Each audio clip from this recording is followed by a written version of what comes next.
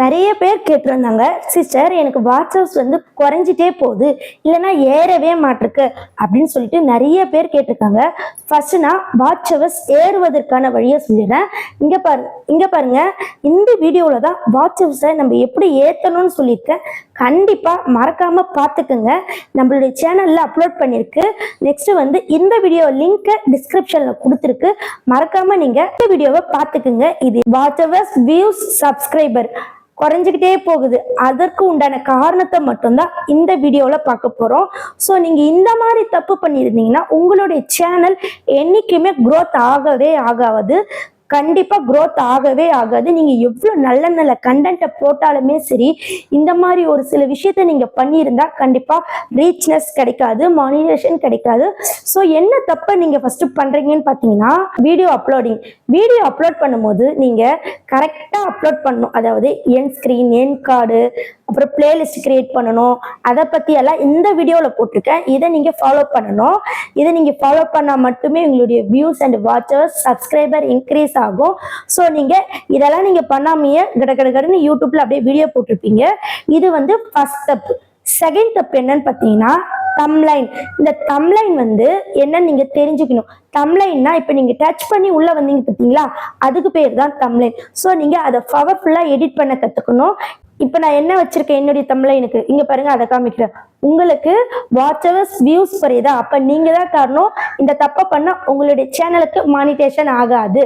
சரி, எதுக்காக மானிட்டேஷன் ஆகாதுன்னு சொல்லிட்டு டச் பண்ணி உள்ள வருவாங்க. ஸோ இந்த மாதிரியான பவர்ஃபுல்லான தம்ப்லைனை நீங்க எடிட் பண்ண கத்துக்கணும். நீங்க அதுக்கு நம்மளுடைய சேனல்லே எப்படி பவர்ஃபுல்லான தம்ப்லைனை எடிட் பண்றதுன்னு வீடியோ போட்டிருக்கேன்.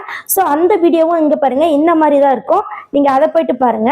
இப்போ வந்து நம்ம 2 காரணத்தை பார்த்துருக்கோம். இப்போ 3வதா ஒரு காரணம், ரொம்ப முக்கியமான காரணம் என்னன்னா, நீங்க ஒன்ஸ் வீடியோ அப்லோட் பண்ணிட்டு இருப்பீங்க, அது நல்லா ரீச்னஸ் ஆயிட்டு இருக்கும். ஸோ அப்படி ரீச்னஸ் ஆகும்போது நீங்க என்ன பண்ணுவீங்க, இந்த வீடியோக்கு இன்னும் நம்ம டெவலப் பண்ணா இன்னும் நல்லா போகுமா அப்படின்ற ஒரு எண்ணம் வரும். நீங்க என்ன பண்ணிருப்பீங்க, நல்லா கிடுகிடுன்னு மேலே போயிட்டு இருக்க வீடியோவை இன்னும் நம்ம டெவலப் பண்ணலாம்னு சொல்லிட்டு தம்ப்லைன் சேஞ்ச் பண்ணியிருப்பீங்க, டைட்டில் சேஞ்ச் பண்ணியிருப்பீங்க, டிஸ்கிரிப்ஷன் அந்த மாதிரி எல்லாம் சேஞ்ச் பண்ணும்போது என்ன ஆகும்னு பார்த்தீங்கன்னா, ஆல்ரெடி நீங்கள் பழைய தம்ப்லைன், பழைய டைட்டில், டிஸ்கிரிப்ஷனாக இருந்தது பார்த்தீங்களா, அதை நீங்கள் சேஞ்ச் பண்ணும்போது பழைய வாட்சவர்ஸ், வியூஸ், சப்ஸ்கிரைபர் அப்படியே டவுன்ல போயிடும். ஏன்னா யூடியூப் வந்து இப்போ இருக்கிறத மட்டும்தான் அது கணக்கு வச்சுக்கும். இப்போ இருக்கிற வாட்சர்ஸ் மட்டும்தான் அது கணக்கு வச்சுக்கும். ஸோ நீங்கள் இந்த மாதிரி வீடியோ போட்டுட்டு பிறகு நல்லா போன வீடியோவை நீங்கள் சேஞ்ச் பண்ணீங்கன்னா பழைய வாட்சர்ஸ் எல்லாம் அப்படியே கழிஞ்சிடும். எக்காரணத்துக்கு கொண்டும் நல்லா போயிட்டு இருக்க வீடியோவை நீங்கள் அப்படியே விட்டுருங்க, கையே வைக்காதீங்க. நீங்கள் அப்படி எதனா சேஞ்ச் பண்ணீங்கன்னா உங்களுடைய ஆடியன்ஸும் கன்ஃபியூஸ் ஆவாங்க. ஏன்னா நம்ம இதுக்கு முன்னாடி இந்த மாதிரி பார்த்ததுல ஏதோ புதுசாக இருக்குது அப்படின்னு சொல்லிட்டு அது ரீச்சே ஆகாது. நீங்க தம்ப்லைனை சேஞ்ச் பண்ணிருக்கலாம், ஸோ பேனரை சேஞ்ச் பண்ணிருக்கலாம். இந்த மாதிரி சேஞ்ச் பண்ணும்போது ஆல்ரெடி பார்த்த ஆடியன்ஸ்க்கே அது அடையாளம் தெரியாது. ஸோ அந்த மாதிரி அடையாளம் தெரியாம போகும்போது அந்த வீடியோ அப்படியே டவுன் ஆயிடும். ஸோ இந்த மாதிரி தான் உங்களுடைய வாட்சர்ஸ் மட்டும் இல்லை, வியூஸும் குறையுது. இதுக்கு அடுத்து வந்து இவங்க சேனல்ல ஒண்ணுமே இல்லை, மாறி மாறி வீடியோ போட்டிருக்காங்க, நான் பார்த்த வீடியோஸே இல்லை அப்படின்னு நினைச்சு அன்சப்ஸ்கிரைப் பண்ணவும் வாய்ப்பு இருக்கு. ஸோ நீங்க இந்த 3வது தப்பை கண்டிப்பா பண்ணவே பண்ணக்கூடாது. என்னன்னா, நீங்க ஒன்ஸ் நல்லா ரீச் ஆன வீடியோவை நீங்க எடிட் பண்ணவே கூடாது. அண்ட் 4th ஒன் வந்து ரொம்ப ரொம்ப முக்கியமான விஷயம். ஏன்னா நீங்க இதை பண்ணியிருந்தாலுமே கண்டிப்பா உங்களுக்கு வாட்சர்ஸ் குறையும். அது என்னன்னா, நீங்க வீடியோ அப்லோட் பண்ணும்போது உங்களுக்கு வீடியோ எப்படி அப்லோட் பண்ணலன்னு தெரியலன்னா, நான் இதை போட்டிருக்கேன் பாருங்க, இதை பார்த்து நீங்க கரெக்டா அப்லோட் பண்ணிக்கோங்க. 4th ஒன் வந்து ஃபோர்த் ஒன் பார்த்தீங்கன்னா, நீங்க வீடியோ அப்லோட் பண்ணும்போது பிரைவேட் இல்லைன்னா அன்லிஸ்ட்ல வச்சு பப்ளிக் பண்ணிக்கலாம். அப்போ ஒன்றும் பிரச்சனையே ஆகாது. சில பேர் என்ன பண்ணுவாங்க, போட்டுட்டு சடனா பப்ளிக்ல இருந்து அன்லிஸ்டட் இல்லைன்னா பிரைவேட்ல மாத்திடுவாங்க.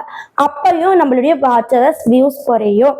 ஏன்னா நம்மளுடைய வாட்சர்ஸ் வந்து நம்மளே கெடுத்துக்கிறோம். ஏன்னா நல்லா போயிட்டு இருந்த வீடியோவை பப்ளிக்ல இருந்து சில டைம் வந்து சில பேர் இதை பண்றாங்க, எல்லாரும் பண்றாங்க நான் சொல்ல கிடையாது. இந்த மாதிரி நீங்களும் பண்ணாதீங்க. இந்த மாதிரி பண்ணாலும் நம்மளுடைய வாட்சர்ஸ், சப்ஸ்கிரைபர் அண்ட் வியூஸ் டோட்டலா குறைஞ்சிடும். ஸோ இந்த 4 ரீசன் தான் ரொம்ப ரொம்ப முக்கியம். ஃபர்ஸ்ட் வந்து நீங்க கரெக்டா வீடியோ அப்லோட் பண்ணணும். நெக்ஸ்ட் வந்து தம்ப்லைன் ரொம்ப ரொம்ப முக்கியம். ஏன்னா நான் ஃபர்ஸ்ட்லயே சொல்லிட்டேன். தேர்ட் வந்து நம்ம என்னன்னா, நல்லா ரீச் ஆயிருந்த வீடியோவை நீங்க எடிட் பண்ணவோ அல்லது கரெக்ஷன் பண்ணவோ கூடாது. 4th ஒன் வந்து பிரைவேட் இல்லைன்னா அன்லிஸ்ட்ல வச்சு பப்ளிக்ல போடலாம். நீங்க பப்ளிக்ல போட்ட வீடியோவை அன்லிஸ்டோ இல்லை பிரைவேட்டோ சேஞ்ச் பண்ணிங்கன்னா உங்களுடைய வாட்ச் ஹவர்ஸ் வியூஸ் சப்ஸ்கிரைபர் குறையும். ஸோ நீங்கள் ஒரு ப்ராப்பராக ஒரு வீடியோவை எப்படி கிரியேட் பண்ணி எப்படியெல்லாம் நம்ம அப்லோட் பண்ணணும்னு சொல்லிட்டு நான் சொல்லிட்டேன். சில பல வீடியோஸ் வந்து நம்மளுடைய சேனல் அவைலபிளாக இருக்குது, நீங்கள் போயிட்டு பார்த்துக்குங்க. மறக்காமல் என்னுடைய சேனலை சப்ஸ்கிரைப் பண்ணிடுங்க.